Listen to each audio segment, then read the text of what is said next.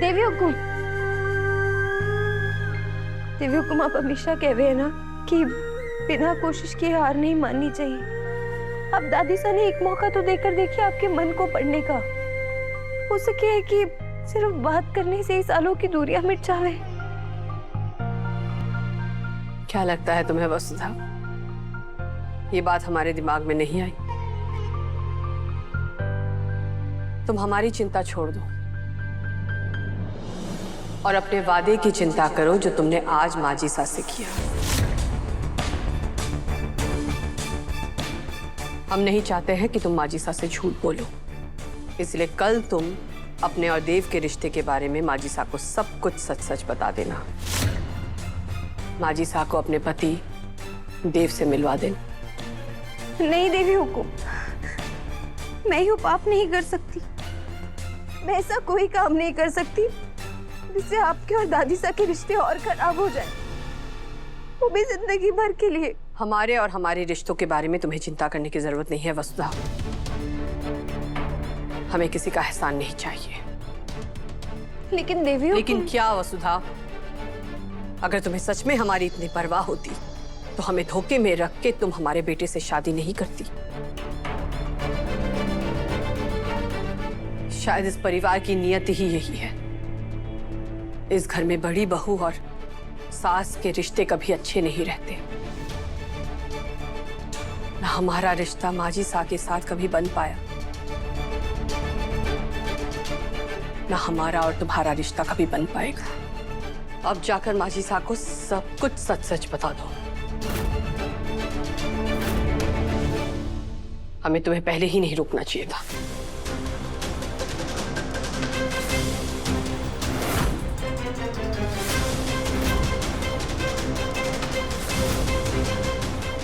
देवी हुकुम, नहीं,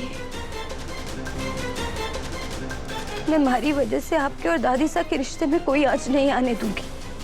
मैं जानू ये बहुत बड़ा धर्म संकट है, लेकिन ना मैं आपका दिल दुखा सकूं और ना दादी सा ने दुख पहुंचा सकूं।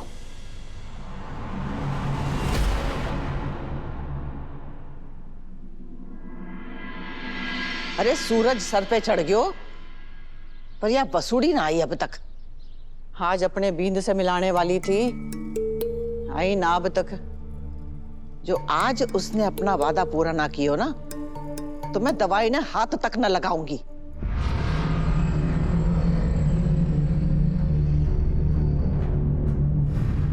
दिव्या जी, जादूगर ने वादा तो कर दिया, लेकिन वो लड़के का जुगाड़ करे ही कैसे? अविनाश जी, कुछ ना कुछ सोच ही रखा होगा उसने।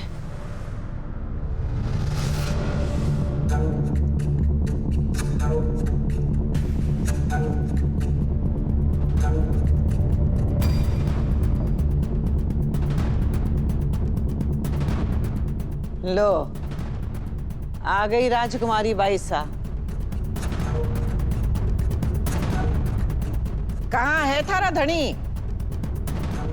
और मैं पहले से कह दूं थारे को कि आज हमारे से कोई चढ़ाकी ना करना। वो दादी साहब, उसने तो अपने धनी से कहा था, लेकिन वो आने के लिए तैयार ही नहीं था। अरे तैयार नहीं था, इसका मतलब क्या है? अरे जो छोरा अपनी लुगाई की इतनी सी बात न मान सका, वो उसका साथ क्या देवेगा?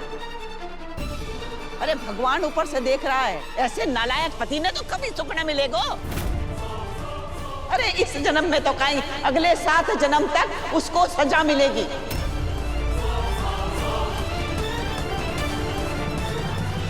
और वो कहीं उसको पूरा परिवार सत्यानाश हो जाएगा। भगवान करे उसके बाप को लकवा मार जाए, उसकी माँ सीढ़ियों से गिर जाए और उसके पांव टूट जाए।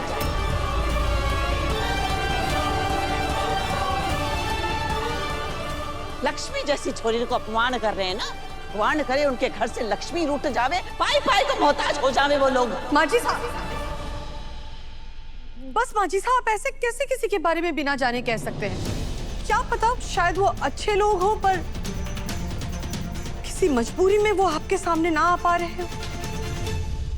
अरे वाह रानी सा, तू तो आज गलीचों का भी साथ देने लगी। इस छोरी के साथ कहीं अत्याचार हो रहा, ये देख कर तारा खून न खोल रहा। लेकिन गलती थारी ना है। अरे जिनकी सोच अपनी गलत होवे ना, वो गलत का ही साथ देवे।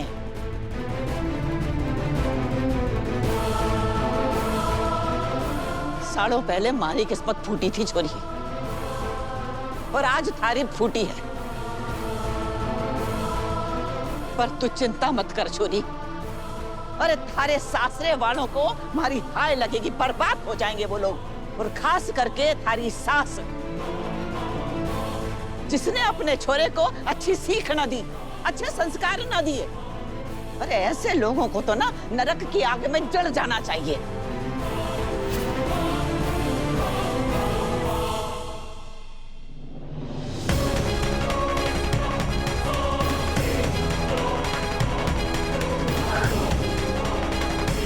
संतोष बैठो।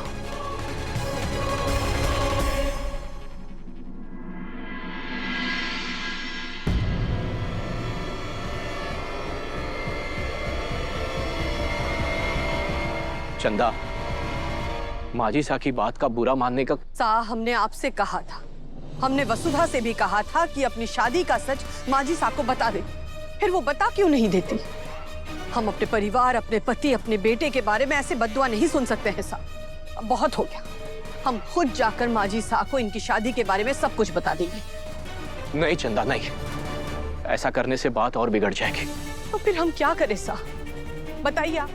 हाँ, माना कि हमने ही सबसे कहा था कि वसुधा और देव की शादी के बारे में माजी सा को पता ना चले, पर अभी बात को छुपाया नहीं जा रहा है, बल्कि सब लोग झूठ बोल रहे हैं।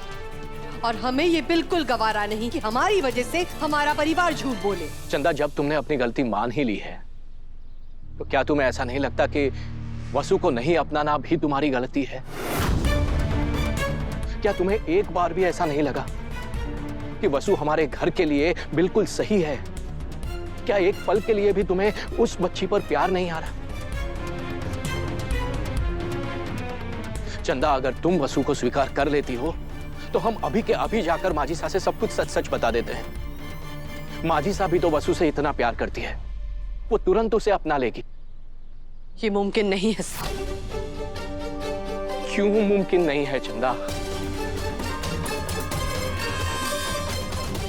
मेरे सर पर हाथ रखकर कहो, एक पल के लिए भी क्या तुम्हें अपने देव के लिए वसु पसंद नहीं है?